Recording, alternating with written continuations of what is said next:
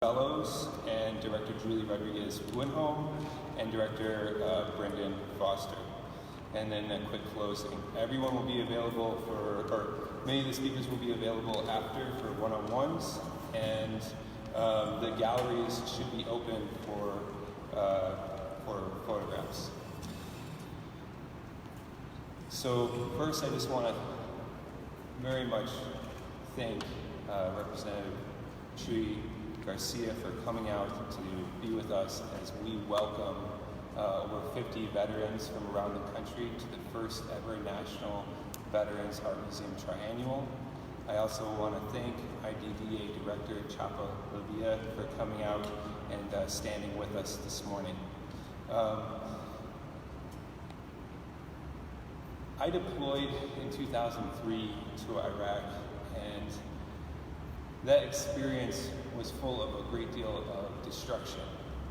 And one thing I realized in the midst of my deployment was that I no longer wanted to be a part of something destructive. I wanted to do something creative. And that led me down a path of the arts and getting involved in the arts. And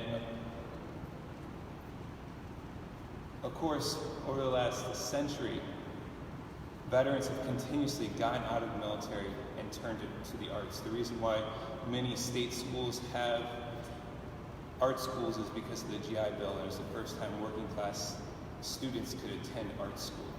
And we are here to not only connect veteran artists from around the country, but connect veteran artists to this legacy. We also want to thank our co-hosts, the Chicago Cultural Center, the DePaul Art Museum, and the National Veterans Art Museum. And we would like to invite the entire city to come out and join us as we unpack these complicated, contradictory military experiences. This is important because many of the artists here embody and express and negotiate all the contradictions of American exceptionalism and are endeavoring to create knowledge out of the void of trauma, of endless war, and the other issues of our time, including climate change, wealth inequality, racism, gender discrimination. Art gives language to what we do not have language for and helps us find ways to create meaning. The triennial endeavors to create this language. With that, I'd like to invite Representative Chuy García.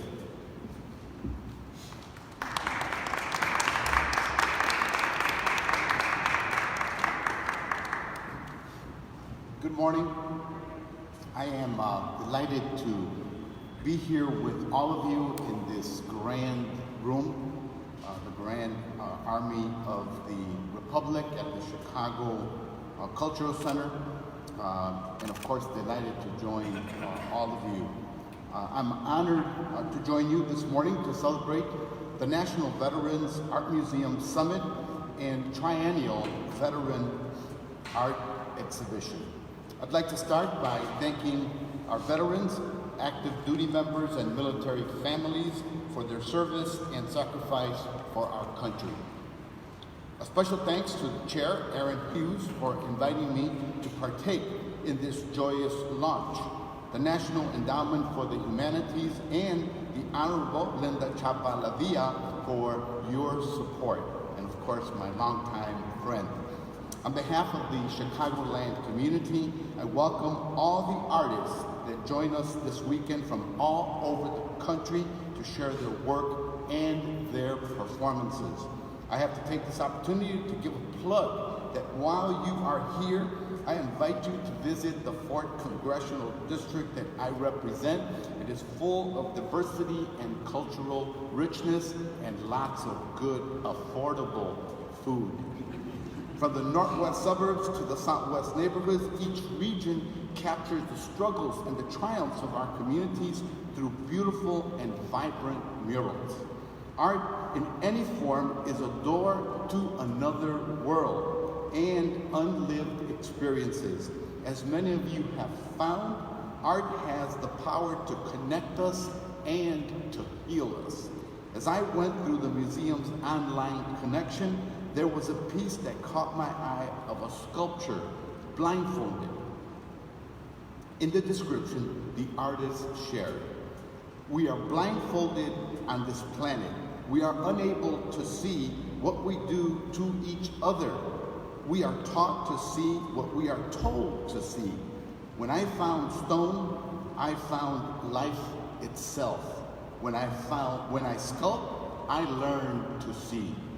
Through your sculptures, poetry, musical performances, and depictions, you shine a light onto your personal experiences. But most importantly, you help us experience it with you and through you.